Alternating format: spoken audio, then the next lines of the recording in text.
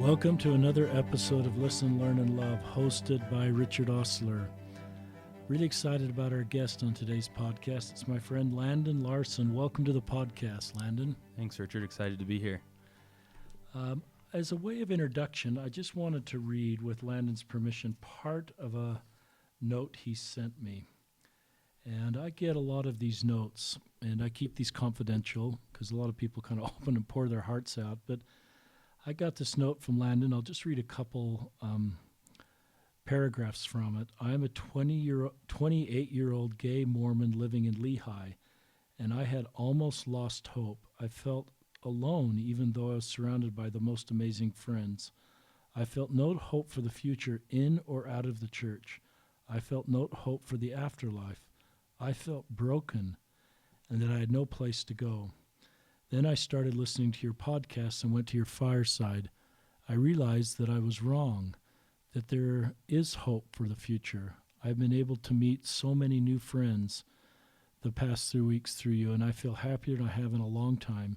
You and your podcasts and guests in your podcasts have been a light in my life, and I feel eternally blessed to have you in life, and I will be eternally grateful. So those brings tears to my eyes, Landon, that what I'm able to do, and I'm trying not to make this about me, but to bring voice to LGBTQ people. But I think for our listeners, Landon just, shares how many people feel that they've lost hope, particularly if they're LGBTQ and LDS, and how they fit into the plan. And so I'm glad Landon's on the podcast and is going to share his journey. Part of his journey is coming out to his family and friends, and he'll talk about that. But let's go back to the beginning of time. Landon, tell our listeners where you grew up. Yeah, so I'm from Idaho originally, born and raised there, and from a city called Meridian, Idaho, just right outside of Boise. So I was born actually in Preston, Idaho, and shortly after that moved over to Meridian and lived there my whole life, and went to Meridian High School and graduated from Meridian High School in 2008, and then had a year between graduating high school and going on my mission. So I started up school at Boise State and just kind of did some of my general classes then, and then went on my mission to the Dominican Republic, the Santo Domingo West Mission, and served from 2009 to 2011 there, and absolutely loved it. It was an awesome time there, and loved the Dominican people there, and still really good friends with a lot of them there. That's cool. Thanks for your service. Serving mission's a big deal. Thank you. Did you get any good hurricanes? I'm kind of a hurricane junkie. I watch them across the Atlantic. I don't know why I do that, and then I get sad when they affect people negatively. But you get hit by hurricanes. Yeah. So while I was there wasn't any major hurricanes until the very end of my mission. And where I was at, I was kind of in from the ocean there, so we didn't see too much damage. Just a lot of rain and kind of some flooding there and a lot of wind there. So have you been back? Yeah, so I actually went back with one of my companions back in 2015, so about 4 years ago. Went back to visit there. That's cool. How's your language, Landon? It's good. So I work in the construction industry, and so I still actually use it quite a bit, almost every day, and so it's been awesome to kind of keep up on the Spanish language, and so it's been great. And what's your degree in? You went back to get a college degree, I think, at Boise State. Yeah. So right after my mission, I got home and went back to Boise State, and I studied construction management and Spanish there. It was a good school, and I had a good time there, and graduated from there in 2015, and I loved it up in Idaho, but like I said, I'd been there my whole life and kind of was ready for a change, or kind of a change of scenery, and so I was applying for jobs up in Idaho, but also down here in Salt Lake, because I figured it'd be kind of something different than Idaho, but at the same time something familiar, because I kind of had come here my whole life. My mom's from Utah, and I still have I have a couple siblings down here and their wives, and aunts and uncles and cousins, and my grandma lives down here. So I was like, I could move down there, and it's something different, but yet something familiar. So I actually found the job that I'm at now. It's at Oakwood Homes, and I found them and interviewed down here, and moved down here probably 2 weeks after graduating from Boise State there, and have been here since. So. And you manage what part of the business for your employer? So I when I first started, I was on the construction side doing the home building project management for them. And then actually last summer just had an opportunity to switch over to our land development side. So we're starting our first project now that I'm working on with the land development team. So it's been pretty fun learning something new. And you're busy, I assume, in this economy. Yeah, we're always busy all through winter and everything. So talk to our listeners about just when you became aware of your orientation. And and and tell our listeners, just did you grow up in an active Mormon family? Yeah, so I was born and raised in the church. My parents were always active, and we were active all growing up, and my grandparents and my whole entire family is all active members of the church. And so I think the first time that I kind of realized that something was different with me, obviously, like when you're younger, you don't have the words to describe like homosexuality or gay or same-sex attracted. But I actually remember back when I was about 5, just a time being with some cousins, and we were playing down in a toy room, and we were playing with Barbies, just not thinking anything of it. I was 5 years old, and I just remember my aunt had come down, and I'd asked her to help me with something with the Barbie and either put some clothes on or something like that. And she says, I remember her saying, "Well, I'll help you, but if your dad knew that you were doing this and I was helping you, he'd be pretty upset with you." And I just remember as a 5-year-old thinking, well, like, why would my dad be upset with me? I'm just having fun and playing with my cousins. Interesting. And so I have 3 brothers, and so I always kind of knew that I was a little different from them. They were into sports and just some of the stereotypical things, that I wasn't necessarily into. And then I remember when I was 8, I think it was the day of my baptism, and kind of the same thing. Some family was in town, my cousins were in town, and I remember we were out riding our bikes that day before my baptism, and I remember just thinking, okay, well, today's the day you're gonna get baptized, so like you're gonna feel different after you get baptized, and maybe you'll be more like your brothers or kind of fit in a little bit more with them. And obviously got baptized, and nothing like that changed. And then the time that I actually kind of realized, kind of put words to it, was when I was actually 14. Was when I remember. It was the summer of 2004, and I was going to EFY that year for the first time. And I just remember everybody, all my friends, and my brother went with me too, were saying, "Oh, it's going to be so great. Like, we're going to dance with the girls for the first time. We're 14 now, and you're going to like probably find like some girls that you're going to have a crush on, and you can get her phone number and like chat with her afterwards." And going into it, I knew that wasn't something that I was going to find there, but especially actually being there. Like, I had a great time, and it was fun dancing with girls at the dance, but just obviously never felt those feelings of like having a crush on any of them there. And so I remember getting home that summer from EFY and just thinking, at the time I considered that I had same-sex attraction were the words that I used in my head. And I just remember thinking, well, the only things I've heard about same-sex attraction are just bad things.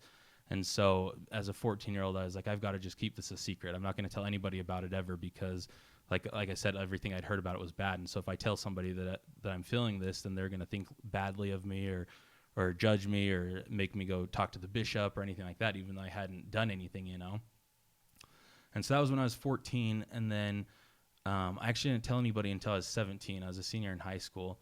And I had this really close friend of mine. I'd known him my whole life, pretty much. We grew up the street from each other, and we'd become good friends my senior year and kind of hung out with the same group of people. And I remember just kind of the thought had crossed my mind that he might be gay. And so I was like, oh, this might be a little easier to tell somebody else who's also gay. And so I told myself, for some reason, I was like, I'm not going to tell him that I'm gay unless he tells me first that he's gay. And so I remember one night we were texting, and he wasn't saying anything about it. We weren't even talking about it, I don't think, but I was like, I kind of want him to tell me that he's gay so that I can tell him that I'm gay too.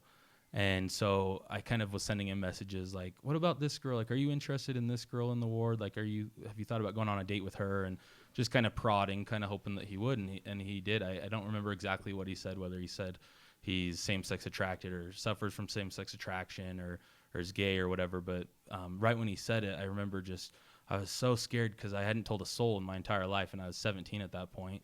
And I remember just writing back. I didn't even write the words same-sex attraction or gay or anything. I just wrote, same. Yeah, me too. I feel that same way too. Wow. And so I told him, and he was a great help to me because we were obviously going through the same thing. He was, like I said, in my ward, and his family was active in LDS, and so we were going through the same thing. And so he was a big help to me in my senior year. And I told a couple other friends in high school shortly after that, a couple of friends that were girls. And with everybody else that I told in high school, it was just kind of, I told them, and they said that they loved me and said, thanks for telling me. But then we never talked about it again after that. Mm-hmm. And so then like I said, I graduated in 2008. And so And how was your emotional health? Some of the guests that are in these high school years, it's really hard on their emotional health, and they feel dark and depressed and even suicidal. Where were you with your emotional health? Yeah, so I feel super blessed and super lucky just because I've never felt there's definitely been times that I've felt lonely and kind of like hopeless, like for the future, like I don't have a bright future. but never did feel suicidal. I never have up to this point. And, Good.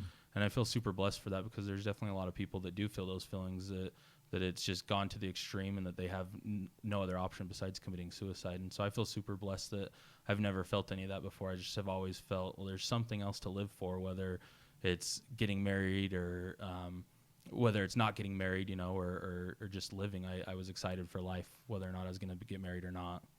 Good. So I graduated in 2008 from high school, and it was back before the age change. So I had a full year, almost a year and a half between going on my mission, or graduating high school and going on my mission. And so I went to school at Boise State and just kind of started studying generals there. And I was going to a singles ward at the time. And there was this girl that I had kind of known my whole life as well. We grew up in the same ward, and her family moved away, and they were in our same stake still. We kind of met up again and rekindled our friendship and became super good friends. And we were best friends that year between my graduation and going on my mission. And the thought had crossed my mind. I was like, well, maybe I can marry her, because at this time I was obviously knew I was gay, still using the term just same-sex attraction, but had only told 2 or 3 people there in high school.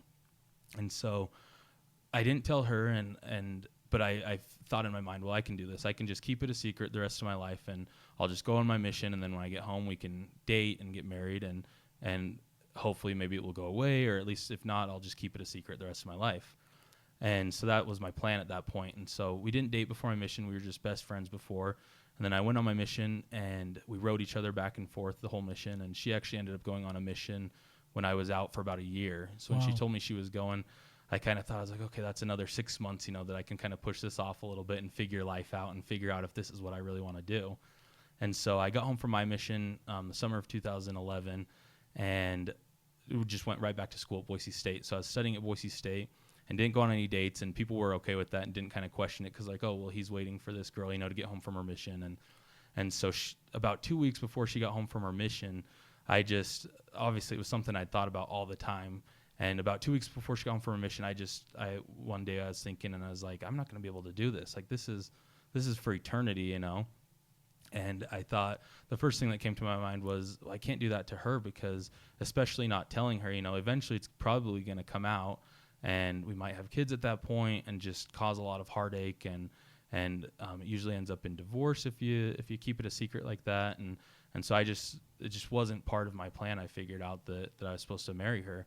And so she got home from her mission, and I felt like I owed it to her and to even myself and to family members and friends to at least try dating her. So we tried dating for a couple weeks there, and I just knew that it wasn't going to work out.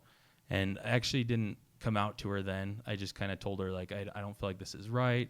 I've prayed about it, and this just isn't like part of our plan. And I felt super bad about it, because like I said, we were best friends, and I loved her, just wasn't attracted to her. And I'm super happy for her. She actually found somebody that she started dating shortly after that, and they got married and have kids now and have a happy family. So good. And so after that, How did you come to the conclusion all on your own that I wouldn't be marrying a woman? Because there's examples of mixed orientations working. Mm-hmm. And I'm really sensitive to the fact that I don't try to push people in one direction or the other. Yeah. And so I very much honor your feeling that this isn't going to work for me. I can't marry a woman. Mm-hmm. And I wouldn't want to do anything to say you should feel different about that. But how did you come to that conclusion?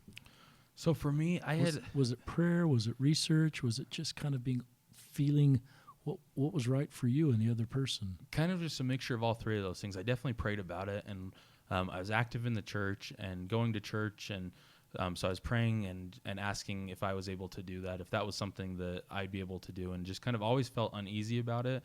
And I think part of the reason why I was feeling uneasy about it was just because I was planning on basically like lying, saying, like, not telling anybody about it. And so it was through prayer that I kind of felt that, but also through research, just kind of seeing, I feel like at the time, the only mixed orientation marriage I had heard about was Ty Mansfield. Yeah. That he had come out with his book, The Voices of Hope, and a couple of those books there that I had seen at Desert Book and got and had read. And I felt like at the time that was really the only example of that I had seen, and that was working. And then I had somebody who I wasn't related to, but a family member of mine that had tried out a mixed orientation marriage, the same thing that I was planning on doing. They'd kept it a secret from everybody, and he got married and had a few kids, and eventually ended up in divorce, and a nasty divorce. And so I had seen that and saw how people treated him. And I mean, a lot of it was his fault, for not telling her and not being honest. But at the same time, I think he was just trying to do what was best for him. And so I saw that. And so I think it was just all those things mixed together that I realized that I wasn't going to be able to do that, and wasn't going to be able to make that work for her, That's for helpful. both of us. That's helpful, and I certainly honor that. And we've done a couple podcasts of men or women that sort of come out in the dating process or early in marriage and are making those marriages work. And I think we're both supportive of that, but I'm very supportive of your, the personal revelation, the personal feeling you're feeling that that's not my path. And I wouldn't, if I were your priesthood leader or your friend, or, I would not sort of try to, invite you down a road that you've already felt isn't the right road for you. So I think that's fine. I think it's a very faithful, logical sort of position of strength, that I'm not just going to get caught up in the cultural wave of getting married, because I'm going to be thoughtful enough that may really result in a really bad outcome down the road. Talk about serving a mission. Did you feel, I don't think you came out to any priesthood leaders in the interview process. I didn't. No, I think that's fine. The thing that did you worry about being a missionary? Did you worry about falling in love with your companions or living in close quarters? That never did, for some reason, never did cross my mind. I wasn't worried about it at all. And I think it maybe had to do with the fact that I was still so in the closet, had only told a couple of people, so I figured that it would never be an issue with me there. And I didn't, like I said, or you said, I didn't tell any priesthood leaders or my parents or anything, just because at the time I was still planning on keeping it a secret, and right. I hadn't done anything to break any commandments or covenants at that time, so I just felt like I didn't necessarily have to tell anybody at that point. Did it negatively affect you on your mission? Or did you just feel like you were set-apart missionary bringing people to Christ, and did you even deal less with it? That's what I was just going to say. Yeah, I feel like I try to remember on my mission, if I ever remember ever feeling bad about it or really thinking about it, and I don't really remember on my mission ever even dealing with it at all. Just remember being there for the 2 years and just not really thinking about it and not having to deal with it. And the only times really that I would think about it was like writing letters back and forth to that girl that I was planning on marrying. But other than that, there wasn't like a daily thing that I would think about and thinking that, oh, this is stopping me from doing what I'm supposed to be doing here. That's certainly, you may have listened to my other podcasts, that's certainly a consistent theme. And there's about 3 or 4 of you out there that are messaging me pre-mission gay, wondering if you can do this. And most of the people I'm talking to and most of the experience I've had is you can do this. Yeah.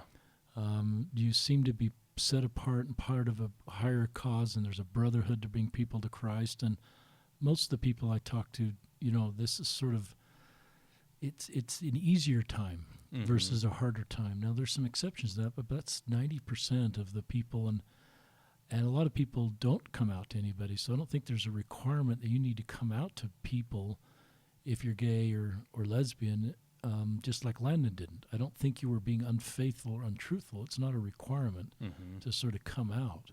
Yeah. Some feel like they want to come out a little bit, so I think it's back to everybody needs to honor their path, but I think Landon and I would both invite any of you that believe in the church, have a desire to bring people to Christ, and wonder if you can do this, that I would really think you can. And the people you're bringing to Christ, as well as the life skills, will help you throughout your life. Yeah, I loved my mission and learned so many things there in those 2 years that I couldn't have learned anywhere else. Did you ever take on the bi label and think, well, I'm not really gay or same-sex attraction, I'm just bisexual? I never did. No. Why? It was always I don't know. It just never did cross my mind. Like I said, all through my teenage years, I just considered myself same-sex attracted, and shortly after my mission too. And it wasn't until a couple of years after my mission that I was like, well, I'm gay. Like I like you've said, I honor anybody that considers themselves same-sex attracted or uses that term. But to me, it kind of sounds almost like, oh, I have same-sex attraction. Like it almost sounds like you have a disease. And so I identify as gay now, and I don't judge anybody for saying same-sex attraction or considering themselves same-sex attracted. But for me, I personally identify with being gay just because. Did that help you just emotionally to change labels, or was it just less emotional, just factual? I think a little bit of both there. definitely, like I said, it helped in the fact that I didn't feel, because for the longest time I felt like I was almost like a mistake and felt like like I said, like almost had a disease, and that this was something that is curable, I guess, and will eventually go away. But once I realized that like this is for some reason how Heavenly Father created me, and this is a big part of me, and started just considering myself gay, it did definitely lift like a big burden off my shoulders, thinking that this was a mistake. Any thoughts on why Heavenly Father created you gay? I have no idea. I'd sure like to know. But yeah, I have no idea. I can't wait until we can find out and figure everything out and figure out why. And you've kind of hinted at this, just what you said before. It sounds like you feel that this is not a mistake. This is who you are. And do you say, are you comfortable with this is who I'm meant to be? I fully believe that, yeah. Like I said, I'm not sure why, but I do feel like I was born gay and have always been gay. And I used to think that, maybe once we die, then this will go away. And after this life, I'll be able to be attracted to girls and be married to a girl. But now, after just really thinking about it and reading, just like even like on the church's website where it says, and like in the doctrine that says, once we die, we're going to have the same desires and appetites and passions. It's just, to me, I kind of feel like I'll always be gay, and somehow Heavenly Father will show us how that's going to work out in the afterlife. Why, that may be, if I'd heard that a few years ago, I'd probably be unsettled by that. I'd probably, and I'm at peace with that. Yeah. Help our listeners understand why that feels, just explain more, and why that helps you be emotionally in a better spot. And even though it complicates things perhaps, and it leads to unanswerable questions, but it helps you in your journey. Just expound on that more. Yeah, so like I said before, I'd kind of come to that conclusion and realized, well, I think that this is how I'm going to be for forever. It kind of gave the idea of, well, what's the point of this life? Like, why am I living if the next life is going to be the life that's better for me, that I'm going to be normal and going to be attracted to women? It's like, what's the point of even living?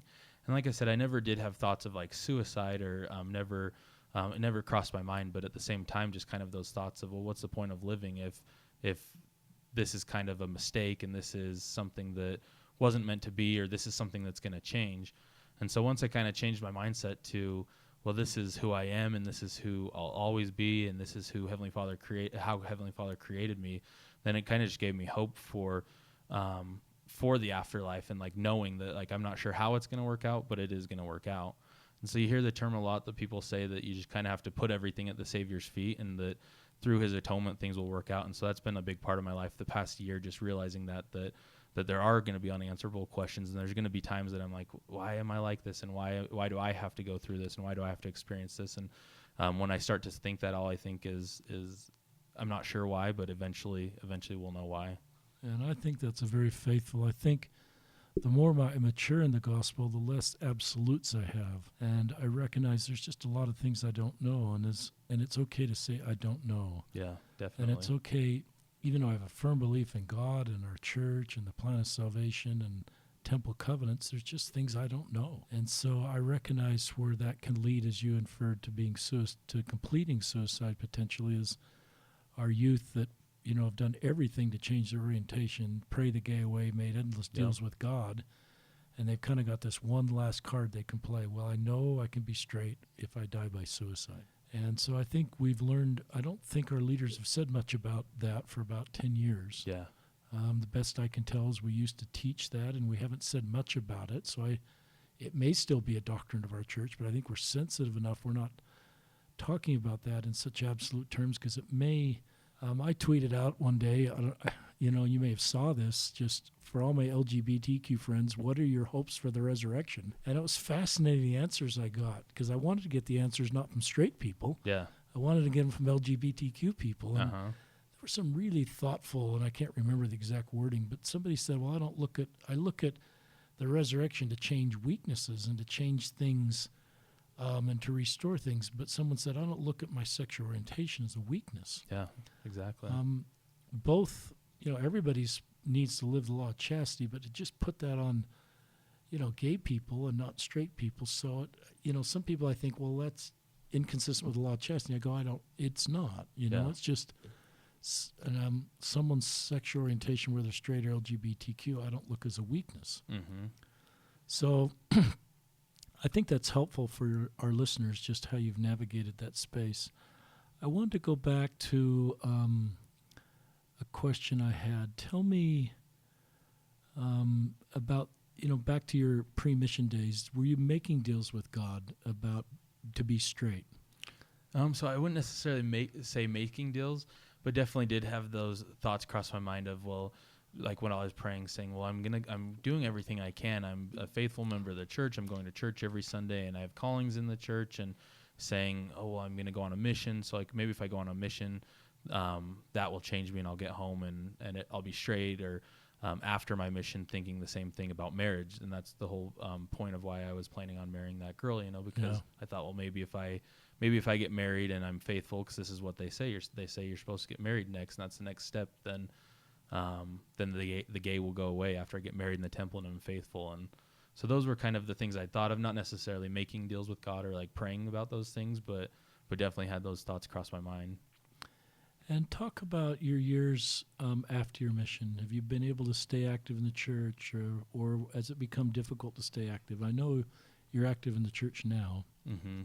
So I was active all through college up in Boise, and moved down here after I graduated from college, and was living in West Jordan at the time, just renting a room with some guys from my ward there. And I absolutely loved that ward in West Jordan. I made some of my best friends I've ever had in that ward, and I was the ward mission leader at the time, and it was fun because I'll bet you're a good ward mission leader. Thank you. It was a fun time for sure, just because it'd been probably 3 or 4 years since my mission, and so it was awesome being able to go out with the missionaries and meeting with less active members and teaching with them, and just kind of having those same experiences that I had on my mission here in Utah. And so while I was living in West Jordan, I was fully active, and shortly after that, I moved to Bluffdale and was living with my brother and sister-in-law. And it was kind of a hard transition from going from that awesome ward that I was in with some great friends and going to a different ward. And I just kind of almost just didn't feel welcome there. And it wasn't necessarily it was a married ward then, obviously, since singles ward. Still a singles ward. Yeah, so I was you living lived with my brother with and your married sister-in-law. brother, but you didn't go to their ward. Yeah, I went to a singles ward still over there. And it didn't have anything to do with the ward. The people were all great there and super friendly. I just had kind of gotten to the point where it was almost kind of difficult just to go every Sunday and hear, whether it was just talking to people in the hallways or talking to the bishopric, or in a Sunday school lesson or elders quorum lesson or sacrament meeting talk, just talking about marriage and having them say, well, the next step in this life is to get married. And especially directed towards like LDS guys, saying like, you really can't progress from this point after you get home from your mission until you get married. That's the next step in life, and you're going to get married and have a family, and then you can progress from there. And so in my mind, I was thinking every time I'd sit in church on Sunday, hearing that, I'd say, well, how am I going to progress? Like they're saying this is the next step, but I'm not able to progress if I don't get married, and that's not part of my plan because I've already tried that out, tried to get married, And so I kind of stepped away from the church for a little bit. And I don't even really want to say stepped away from the church. I just didn't attend church on Sundays. And I still had a testimony of the church, and I kind of want to put that in there too, that I feel like a lot of times people think that whether they're gay or have other issues with the church, when people leave the church, they say, oh, they're leaving the church because they lost their testimony of the church, or they're doing something wrong so they don't feel comfortable in church. And that's definitely not necessarily the issue all the time, because like I said, that's definitely not how I felt. I still had a testimony of the church, just didn't feel comfortable going to church on Sundays. And so that was probably close to 3 years that I didn't go to church. And last spring I moved out and moved to Lehigh, and I'm living in Lehigh now. And I hadn't moved my records over to my ward, but actually last December, some of my really good friends up in Mill Creek invited me to go to church with them. And I was never one to, like I said, I didn't go to church regularly on Sunday, but I was never one to think it was such like a black and white issue where like, oh, I don't want anything to do with the church. So I would go to church when I was at my parents' house up in Boise, or at my grandparents' house, and with cousins and friends. And so they invited me to go to church, and so I didn't think anything of it. So I went to church with them, and we went for all 3 hours, and it just kind of, I had definitely been missing something. And so it was kind of nice to go with friends and kind of feel that community again, that sense of, there's other people here that have the same beliefs as me, and kind of almost like a social aspect as well. You're with your friends learning about Christ. And so after that, they invited me back to church again next Sunday at their ward, and it was the ward Christmas program. So of course I went to that, and went to sacrament meeting then, and then it was Christmas after that, and went to my parents' ward. And then after that, I came back and decided to go check out my Lehigh ward. And so it was the end of December last year, 2018, that I actually went to my Lehigh ward for the first time and got my records moved over and met the bishopric. And then I've been the past few Sundays too. And so it's been kind of awesome meeting my new ward members there and meeting the bishopric and kind of, like I said, feeling that sense of community again. And although I don't know exactly what my future holds and what my plan is exactly, for right now, this is kind of working for me to go to that ward and kind of feel that fellowship there from the ward members. Well, thanks for telling your story. You're so honest and upfront, and I just sense your complete honesty and complete ownership of who you are in your story and a great spiritual maturity. Thank you. Sometimes my LGBTQ guests at your age have a level of maturity because you've had to sort of deal with more complex stuff, perhaps. For any of our listeners that want to find their ward, how did you find your ward? So I just went to LDS.org, or I think I typed in like meeting house locator or something in Google, and it popped up there, and you just type your address in, and it tells you the different wards that are available, so like singles wards or married wards or family wards, and the different times and the address there. So that's all I did. Just found it on LDS.org and just showed up one day and just met the bishopric. And like I said, they've been super friendly the past few weeks that I've been there. So I'd invite you, Landon, too, just if there's any listening that's, that have not gone to church for a while and are like Landon with a testimony or enough of testimony and just feel like maybe I can try this again, but I don't even know where it is. Do what Landon did. Yeah. Type in your address to LDS Meeting House Locator, Google that, and then you can see the ward types. And you don't necessarily have to move your records in. I don't think you did. You went. Mm-hmm. Yeah, the first week I just went and met everybody there. And then gradually you felt. Mm-hmm. Are you out to anybody in your ward? So not necessarily in my ward yet. I haven't really made any friends there yet, or I met some people that were super awesome, but haven't really talked to anybody outside of church yet. And do you want to come out to people in your ward, or do you not want to come out? Yeah, I definitely do. Part of the reason for kind of feeling like wanting to go back to church was actually something I had kind of felt last year. I was thinking, this is difficult, like coming out to my family members and close friends who are active members in the church. And a lot of them had just never experienced that before. They'd never had somebody come out to them. They didn't know anybody personally that was LDS and also gay. And so I got thinking, I was like, well, I feel like I could be an example in my new ward, and teach these other members, say, hey, this is me, I'm Landon, and I'm gay, and I'm a member of the Church of Jesus Christ. And so I figured from the outside of the church, there's not a whole lot that you can do to kind of show people that it's okay to love gay people and to still be an active member of the church. And so I figured by going back to church, that could kind of be something as well that I could help other people with, straight people. That's really cool. I get really tender. I've done a few podcasts with men and women like you recently that have decided to come back to church or hanging in there for that reason.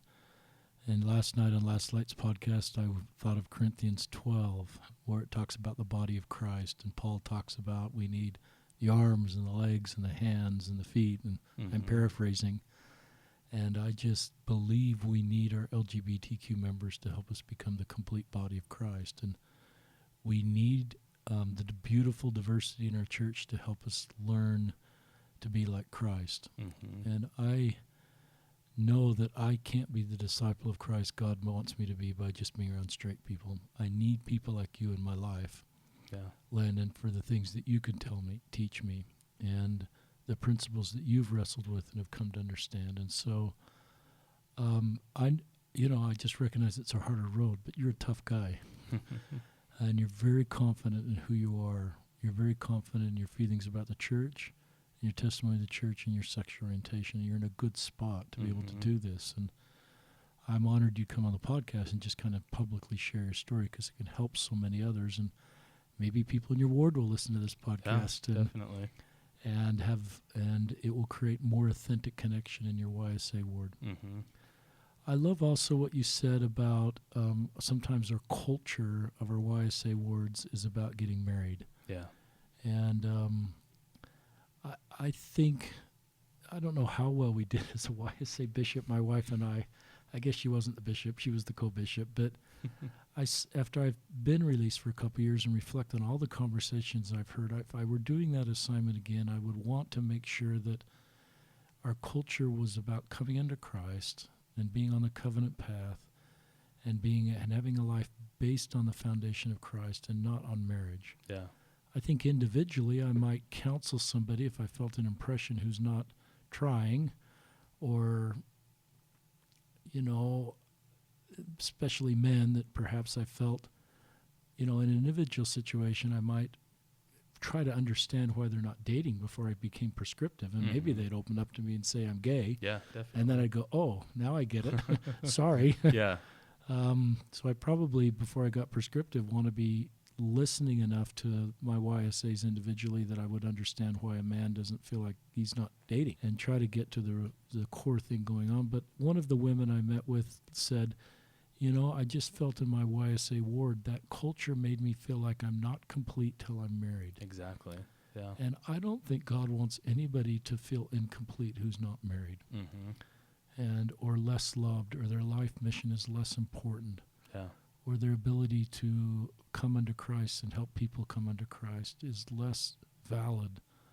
And so I recognize our culture can really be difficult on single people. And something else that I had to kind of try to push out of my mind too, that kind of was a little frustrating with singles wards too, like you said, the culture of marriage and that you're not complete until you get married. But then when you start, as a gay person, start coming out to people, before you come out, everybody's telling you to get married and telling you to date. And then as soon as you come out, it changes all of a sudden. Don't date. Don't date. Don't get married. Like, you just need to stay single and things will work out eventually. Wow. And that so is like a 180. Yeah. And so that was a big issue that I had too, because I'd started coming out to a few people and that was kind of happening. They were saying, oh, well, actually don't get married, don't date, and you just need to stay single. And like I said, eventually things will work out. And like I said, at this point, I know that things will work out, not sure how, but kind of had to get over that a little bit of everybody, my whole life, my siblings and my parents and grandparents telling me, why aren't you dating? Like, you need to be dating somebody, you need to get married. And now that I'm out, it's just kind of changed to, well, don't date, you need to keep your covenants and you need to stay faithful and don't get married. Isn't it so interesting? And it helps me understand have more empathy, is how a straight person has an authorized path. Even if they're single, they can hope. And a gay person has, there's no authorized path for you except to be single. Yep. And I recognize that's hard. And I think sometimes we don't want to lean into the difficulty of that for our gay members. We want to have simple answers, and platitudes is a word I've picked up. And this will all be for your good, and everything will work out in the next life. And I'm going to go on with my straight married life. And I don't really want to hear the difficulty of your road. And but on the other hand, I get all these messages of people that are saying thank you, because I've always wanted to understand the difficulty of LGBTQ people. Yeah. And I've wanted to hear their stories so I can truly bear their burden, understand the burden that they carry. So I think that's changing. Yeah, definitely. Sometimes I meet with people and they actually say it's easier to come out to friends than family. And they love their family. They're not being critical of their family, but a lot of people start with coming out with friends than family. Tell us about your journey there of coming out with friends and family. Yeah. So like I said, the first person I came out to was my good friend in high school, my senior year, and a couple people there. And then from there, I didn't come out to anybody else until I was probably 24 or 25. I had come out to a couple of friends that were girls. It was kind of a situation where they were asking why we weren't dating, that we were good friends and they wanted to date. And so I kind of came out to them that way and said, we're not dating because I'm gay. And they were super awesome and super receptive and understood, okay, well, that's why we're not dating. And that's probably relieving to them, because they're probably thinking, what's wrong with me? Wrong with me? This guy's, not interested. Yeah. So it's probably very relieving. So there was that. And then I moved down here to Utah and didn't come out to anybody until it's probably been like the past year and a half that I've really just come out to everybody. I have an awesome group of friends, and I like what you said when you said diversity, and the diversity is good in the church. And I just have such a diverse group of friends that we're all members of the church, but we're different ethnicities, and we all have some of us are active in the church, some aren't active in the church, and there's a couple other people that are gay that I hang out with, and for the most part, my friends are all straight, and it's just been awesome to see so many different people kind of come together. How did you connect with this friend group? So actually, it's just from one of my mission companions. I just was friends with her. She lived here, and sorry, not a mission companion, a sister missionary from my mission.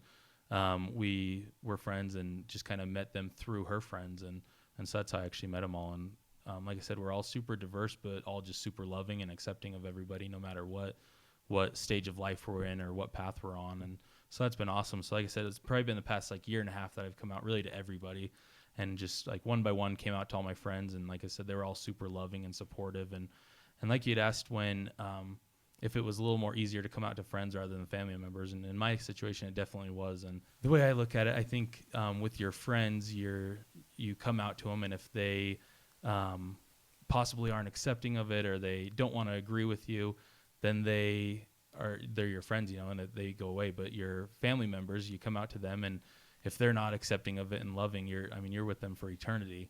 And so it's kind of difficult to think, oh, well, what if I get rejected by a family member, when I come out to them? And it's actually just been the past probably 2 months that I've come out to my immediate family members and some of my extended family. And it was November of 2018, so last November, that I went up to Boise and came out to my parents.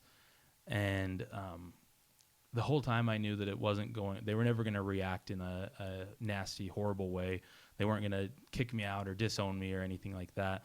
But I never did expect when I came out to them that my dad would react in the way that he did. My mom, it was a little more difficult for her, I think. But my dad, he's been the bishop in their ward for the past 3 years, I think.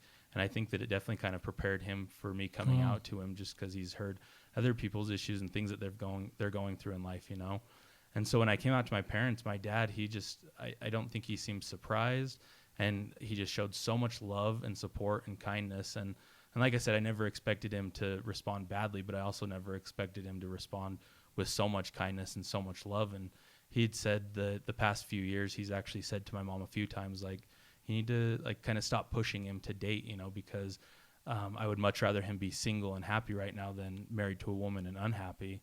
And when he said that, I was just kind of shocked a little bit, but also just super relieved, because it was so much easier coming out to them than I thought it would ever be. Wow. And then after that, I'd come out to my brothers and my sister-in-laws as well. Why is it sometimes harder? I mean, sometimes different parents that equally love you have a harder time processing this. Any thoughts why that's so? Because I think your mom and your dad equally love you. Yeah, definitely. And it sounds like it was a little harder at first for your mom. So with my mom, in her case at least, I think my mom, she's an awesome, faithful member of the church. She's always been an active, faithful member of the church and loves going to church and loves everything about the church. And so I think she said that it never even really crossed her mind that I was gay. Like, I had figured that it had at least crossed their minds, like had thought maybe he's gay. And she said it just never had crossed her mind. And I think it had to do with the fact that kind of the church had always taught that, like that you're not gay, that you might have homosexual tendencies, but you're not gay. And so I think it just never crossed her mind, because she thought, oh, well, the church has said this, and I don't think that he's gay. He's just not interested in getting married now. And so for me, I personally think that that's kind of what the situation was in my case. That Do you think your dad had processed it maybe alone without involving your mom and the possibility you were gay? Yeah, I definitely think so. Yeah. And maybe didn't even want to bring it up with your mom? Mm-hmm. Yeah. And like I said, he had mentioned it a couple of times to her when I don't know if he mentioned that he thought I could possibly be gay, but kind of mentioned you need to like stop telling him to get married and date, because he might not be happy married to a woman. So he may have hinted at it to her to kind of maybe try and get it in her mind. But I think she just never crossed her mind, and she just never thought about it, because she, like you and I have talked about before, had these original hopes and dreams for me to marry a woman. And like I said, I have 3 brothers that are all married, and they have kids. Some of them have kids. And so I think she was just waiting for me to get married, and so she could have 4 daughter-in-laws. And so when I came out to her, her hopes and dreams have just kind of changed. They're not what she was originally planning on there. How's she doing now with you? So she's been awesome. So both of my parents and family members, they've all been awesome. So when I went up there to my parents' house, I took up with me Tom Christofferson's book about his experience with it. And I think it's super helpful for them to hear from like people like Tom Christofferson and like your podcast, hearing from people that are active in the church and saying, hey, it's okay to love and support gay people and LGBT people, and you can do both. It's not, you have to choose whether you're an active member of the church or you love and support gay or LGBT people. And so I think that's been super helpful for them to read that kind of stuff and listen to your podcast and hear other people's experiences. And for my mom too, I've kind of tried to connect her with some other moms that I've met down here in Utah and that have gay kids, and so that she kind of realizes that she's not alone, because I think that that's a big part of it too, is that when I first came out to her, she, like I said, we didn't have any like close family friends or anybody in the ward that we knew of that was gay. And so I think she kind of thought that and felt that she was alone in this, that she's the only mom that's gone through this. And so I think that's super helpful too, to talk to other people that are going through the same thing. So those are great insights for parents listening. And I think, you've been processing this since you were 5. Mm-hmm. You've known, and definitely. And I think you're showing great empathy for your parents, especially your mom, who's never been processing this. I think some parents pick up that they may have an LGBTQ child, but some don't. Yeah. And so I think you're doing a good job of just being patient with her, and she's being really loving. And it's kind of a wonderful family story. Mm-hmm. I think this has the issue to bring families closer together, because you have to talk about real stuff and have real conversations. And often if you keep talking and keep communicating, that can actually improve the relationship. Do you feel that's happened for you with your parents? Yeah, definitely. So with my mom, we always had an awesome relationship and talk every day almost, whether it's through text or phone call. And so we've had a great relationship. But like you said, once I've come out to him, it's been kind of more like a deeper relationship, talking about real things and like telling her my hopes and dreams for the future and saying, I don't know whether this is right or wrong or whether this is going to work out or not, but this is exactly how I feel. And with my dad, I always knew that he loved me and we had a good relationship. We never fought and argued and stuff, but it wasn't as close as like my mom's relationship and mine. And I think it just had to do with just we had different likes and interests. And so, but after coming out to my dad, it's definitely made us a whole lot closer. And I feel like I'm able to call him and talk to him about things and just shoot him a text and say, hey, how's it going? And so I think my dad and I for sure have gotten a lot closer since coming out and been able to talk about real issues and talk about how I'm feeling.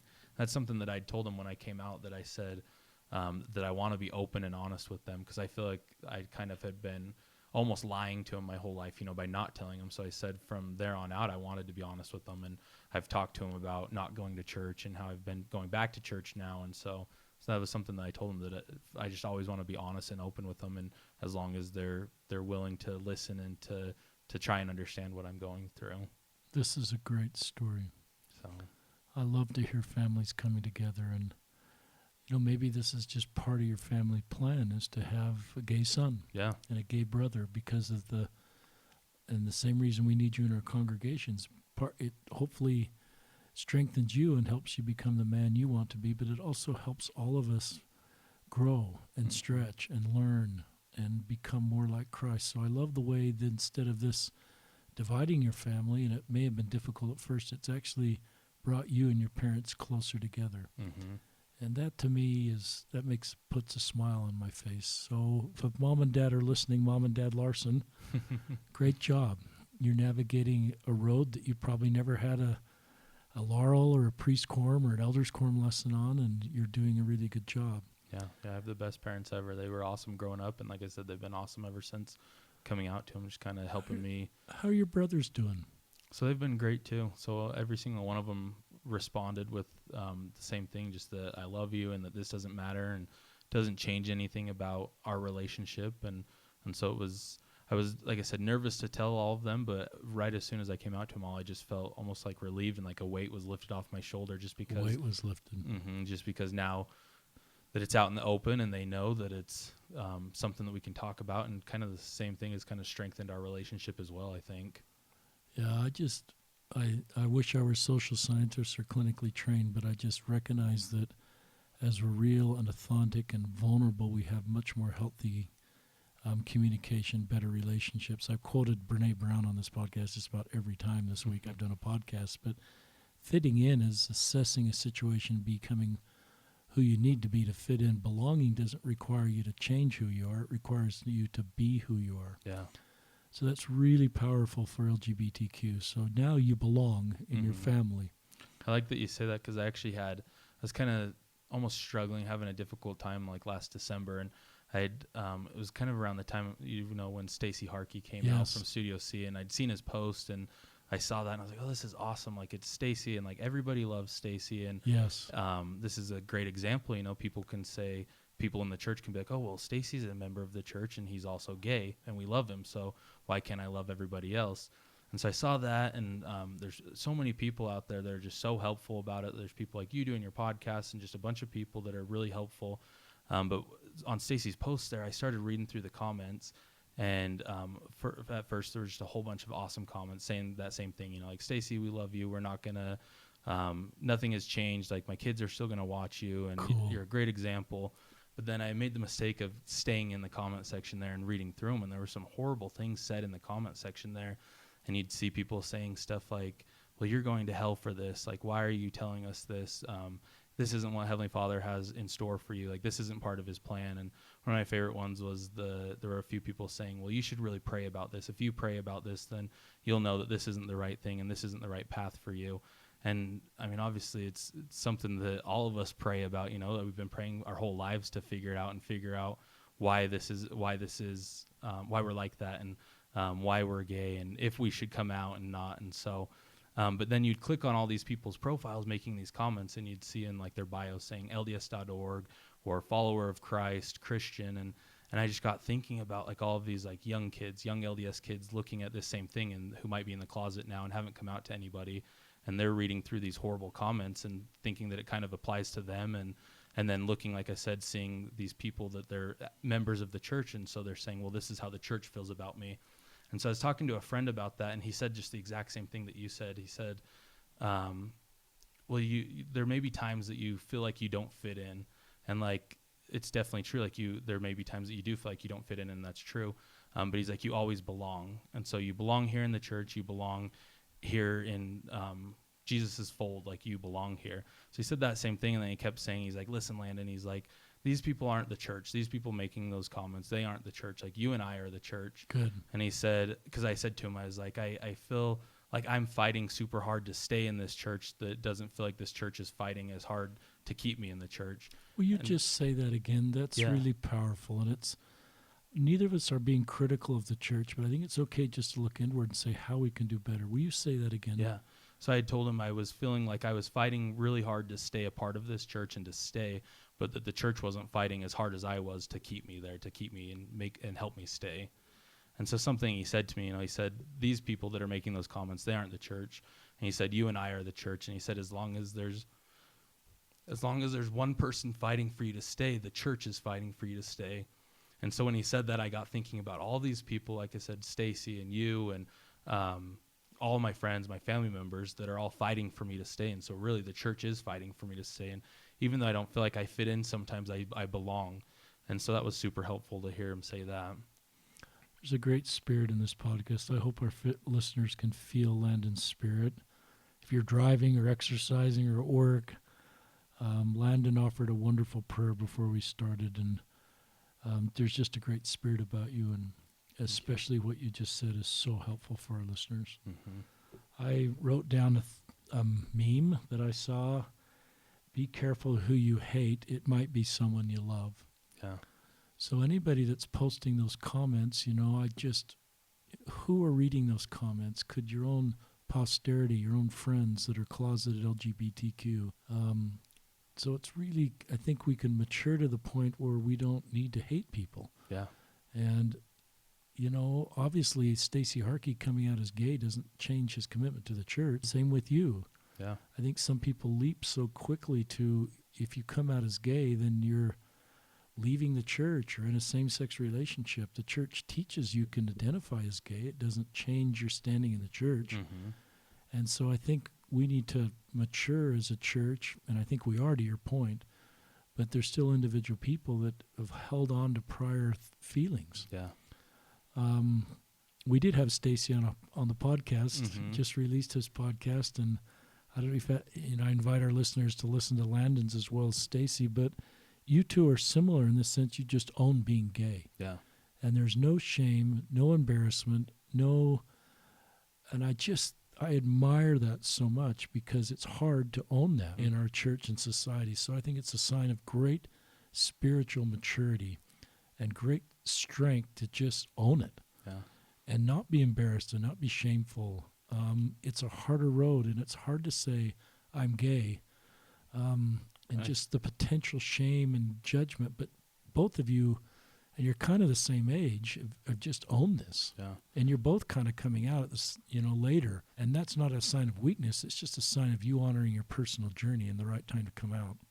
And I think a lot of that comes from feeling so much shame from it originally, for so many years feeling embarrassed about it. And that, I think, is a big reason why a lot of people don't come out. That's why I didn't come out, because I felt embarrassed about it, because, like I said, all you hear from family members and friends is that being gay is bad and homosexuality is bad and it's a sin. And so that's why I hadn't come out, because I did feel so much shame from it. And so finally got to the point, like I said, it's just been over the past year and a half, that I finally felt okay with it and realized, like, why would I be ashamed of this? This is exactly how Heavenly Father created me, and I may not know why, but I do know that this is why, or this is how He created me. So there's definitely no shame in it, no shame in being gay, and no shame in telling people. And so definitely is super helpful to come out. And I don't look at that as a sign of rebellion, a sign of wanting to leave the church. I just think that's a position of strength. You know who you are. Heavenly Father wants His children to know who they are. Mm-hmm. That we're a child of God, that we're loved, and we're accepted, and we're created in His image. And you're right. I don't know how this all works. Yeah. I don't know the great plan behind this, but I'm certainly of the feeling that Heavenly Father isn't up there doing I can't even do that Face right. palm. Face palm. And saying, oh no, what went wrong with Landon? Yeah. Something went wrong. This wasn't Landon's plan. We know God can't make a mistake. We know that everything, this is still a fallen world, but, I don't think He's up there doing a face palm. Yeah. And saying, uh-oh, something went wrong. I have to think this beautiful diversity that includes sexual diversity is part of His plan. Yeah. And it stretches us, but it's good for us to be stretched. That's why we're here on Earth Life. Exactly. How do you handle the future for you? It sounds like you're not going to marry a woman. Yeah, definitely. So you kind of got these two paths. You could marry a man or you can stay single. Mm-hmm. How do you manage that? So kind of like we've talked about before, I just kind of take it just day by day. I don't know what my future holds for me. I don't know where I'll be in 10 years or what I'll be doing in 10 years. I just kind of take it day by day. I can't remember, somebody on your podcast once had said that they just kind of have to live by daily bread. And ever since I heard that, it just resonated with me, because that's exactly how I feel. He said, you just live by daily bread. And he said, I can't ask God for tomorrow's manna today, but tomorrow He'll give it to me. And so I just kind of live by that motto there, just thinking, like, I'm not sure what will happen tomorrow or in 10 years or 15 years, but I just kind of live each day knowing that in the future, Heavenly Father will direct me and guide me to what I'm going to do in this life. I like that answer. I don't know if this is a manipulative question. If my goal as your priesthood leader, as your parent, as your friend, is to keep you in the church, and I sort of had that as an agenda, but I'm not going to overtly sort of say that to you. What would be helpful things that I would say that are more likely to keep you in the church? I think definitely just showing love, and like unconditional love, like not thinking, you hear the phrase a whole lot of love the sinner and hate the sin. And I think that's kind of damaging a little bit, because you think like we're all sinners really. And so, like, why are we choosing which sins to focus on, and why are we focusing on other people's sins? And so I think a big thing is just showing love and showing kindness, and just kind of not necessarily worrying about it, but just kind of, like I said, just being loving and kind and wanting to talk to the person that is experiencing this, and just inviting them to stay, but not necessarily saying, well, you can stay as long as you keep the commandments or keep your covenants that you've made. Is it helpful for me as a family member, priest leader, to remind you of the commandments? So a lot of people do, but I don't like that necessarily, just because I feel like as a gay member of the church, like, I know what the commandments are and like the covenants that I've made, and so it's already difficult enough that I remember those, and trying to like you said, just not decide which path to go down, but kind of trying to reconcile those two things, because sometimes you kind of feel like they're two separate things, like your sexuality and the church.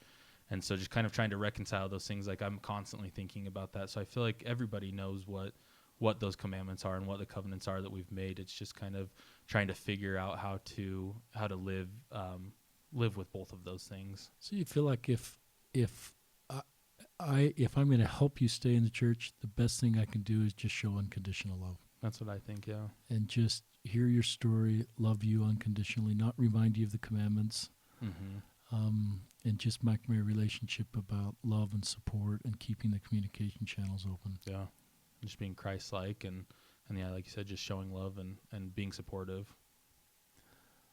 That's helpful, and I believe that as a parent, because I believe in the church, and I believe in its teachings, and I want more to find a way to stay. Mm-hmm. And so I think in my mind, I'm a marketing guy, so that's kind of manipulative to think I'm just using marketing techniques to help people stay, because it's more than that.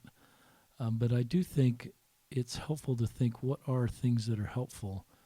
And I've certainly heard that a lot from my LGBTQ friends, that you know the commandments. And if the first thing on that Facebook post when you come out is for me to remind you what the law of chastity is and to keep your covenants, that's probably not a very helpful thing to read on a coming out post or a first message. Definitely.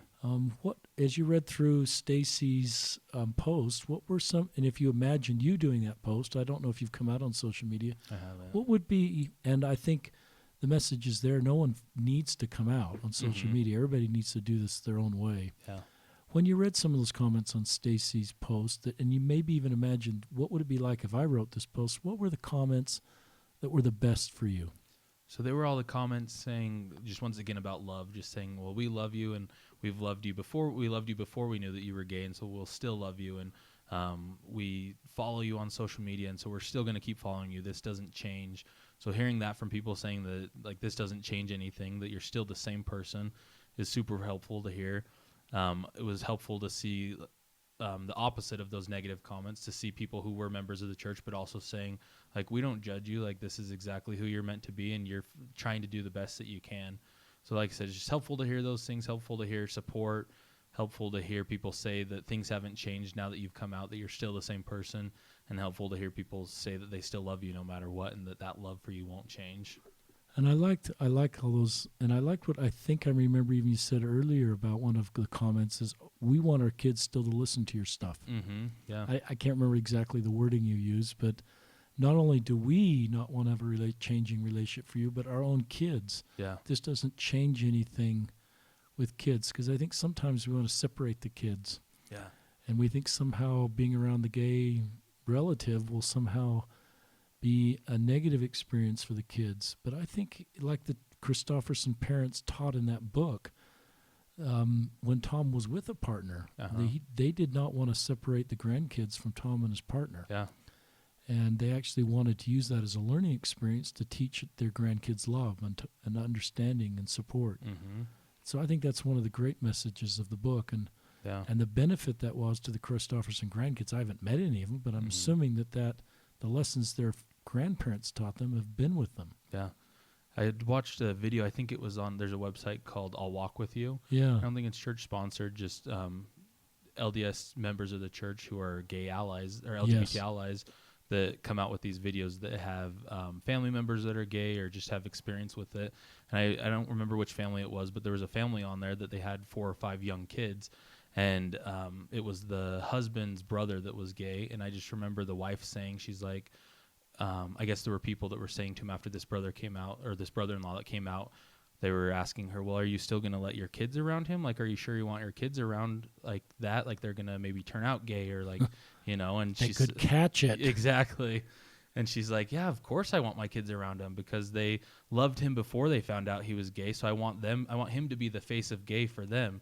So they can, if they hear kids at school being made fun of for being gay or anything like that, they can say, well, hey, that's not right. My uncle's gay and he's one of my favorite people.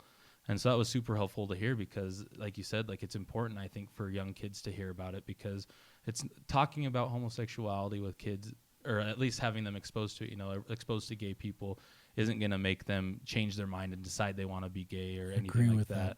And so it's just good for them to be around it at such a young age because, like I said, this mom, she was like, if they see somebody being made fun of for it, they're going to say, well, that's not right because, like I said, my uncle's gay and he's not bad. So, that's cool. Yeah. And I'm wondering if that's the Manwaring family. I'm pretty sure it was, now that you say that. Because there's a few families that I know fit that story. But what a great principle for a family to teach. Yeah. And how this can help the family grow and become more Christ-like. And you look at Christ and who he was with in his ministry and what he was teaching in his ministry. And so it causes me to reflect on the Manwaring family, if that's who it is. And, it was. And the blessing this will be to your entire family. I think if we could have your whole family on the podcast in 10 years, your parents and your brothers and their spouses, and they would probably talk about Landon coming out in 2018 as being a pivotal moment for good in your family, and how the lessons of that experience is teaching your family apply to many, many situations. It's not just LGBTQ, but it's just better understanding the gospel of Jesus Christ and to help those that have a harder road. So my hope is that there will be wonderful more chapters shared in your family story that'll be traced back to you. Just like when the Manwaring family with this brother-in-law or uncle or brother. Any concluding thoughts, Landon, for our listeners? Yeah, I think just something I just thought of just this past week. I'd gone to a friend's talk in church. She invited a bunch of us to come to church. You probably know her, Susie. Yes. So she gave Susie Augustine. Yeah. She's awesome, and I actually just met her. I met her on Facebook a while back. She added me on Facebook, and we'd messaged on Facebook, and I'd seen that she invited everybody to come to her ward to listen to her talk. And it was pretty cool. She gave a talk on charity, but added in there a big part of charity for her was how her and her husband have gotten involved with LGBT people and shown their love and shown charity towards us. And so as part of her talk, she was saying that there's probably people in your own ward sitting next to you that are experiencing this, that are LGBT, and you don't even know it. And so I got thinking, I looked up on the church's website the membership number right now, which was 16 point something million people in the church, and the different the amount of congregations that we have. And you know that the statistics say that there's like 3 to 6% of the world population is LGBT. And so I took that percentage of the church population and kind of divided it into all the congregations there, and it came out to like 50, I think it was like 15 people per congregation, statistically speaking, identifies as LGBT. And obviously it's going to be higher or lower in different wards and different areas of the world. But just something to think about is there's probably always somebody listening to you that's LGBT. And so just to be careful with what you say, because I've heard some people, straight people, say, oh, well, I don't have any family members that are gay or LGBT, or I don't have anybody in my ward that experiences this, so I don't really need to learn about it. But when you think about it, eventually you're going to come across somebody who identifies as LGBT, and I think it'd be awesome. We always talk about in the church about being prepared and prepared for the future. So I think that if you start learning about it now and realizing, hey, I can be a member of the church and I can still love my LGBT brothers and sisters, I think it'd be super helpful for in the future when you do come across a sibling or one of your children or a ward member that comes out to you. You know, it's not kind of a shock to you.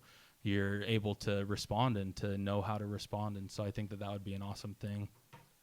I love that, and I love the way you put it under the banner of being prepared. Yeah. And I think I do hear sometimes some local leaders that they say, well, this isn't an issue in our ward. We don't have any LGBT people. And I think I love the way you personalize those statistics on the congregation level. And I would think every ward has LGBT people, and maybe not out, but it's sort of back to be careful who you hate, because it might be someone you love. And if we're saying unkind things about LGBT people at church or in our comments at work or school, then that can create a difficult road for other people. Yeah.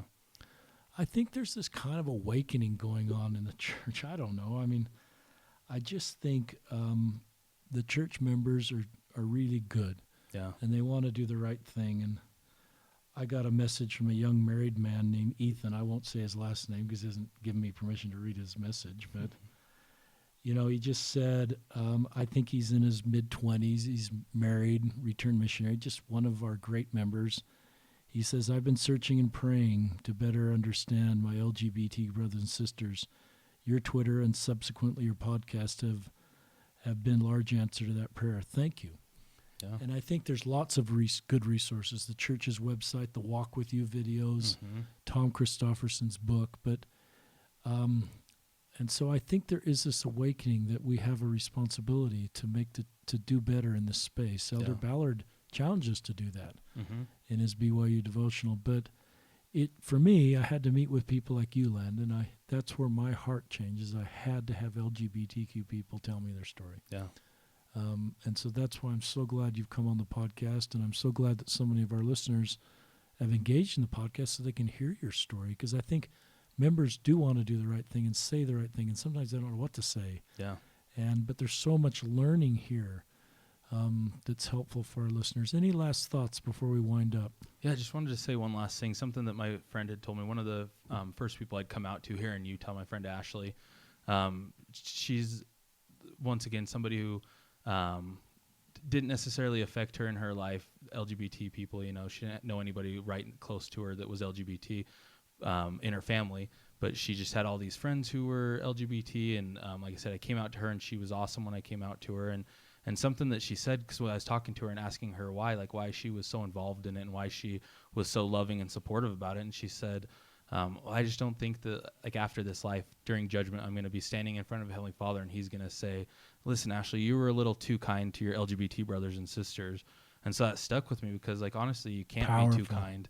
Like, there's no point in getting angry or showing hatred about it. Like, you may as well just be kind, because that's not gonna go against you, after this life.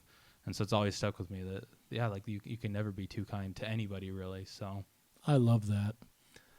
One of my own sons who served a mission, and I got in this space while he was serving, so he came back, and suddenly Dad's talking about LGBTQ, and it took him just a little bit of time to sort of, wrestle with that a little bit. But then finally he was reading a scripture that says, blessed are the merciful. I can't remember, for they shall inherit the king. I can't remember the rest of it. It's a sermon. But he said, Dad, I guess it's okay you're doing this, because I guess if you can't be too merciful. Mm-hmm. And I wasn't a bishop trying to give, it wasn't like I was creating new doctrine or giving people a pass on the commandments. Mm-hmm. I just think what your friend Ashley said is just, you can't be too kind and you can't be too merciful to people that have a harder road. Exactly.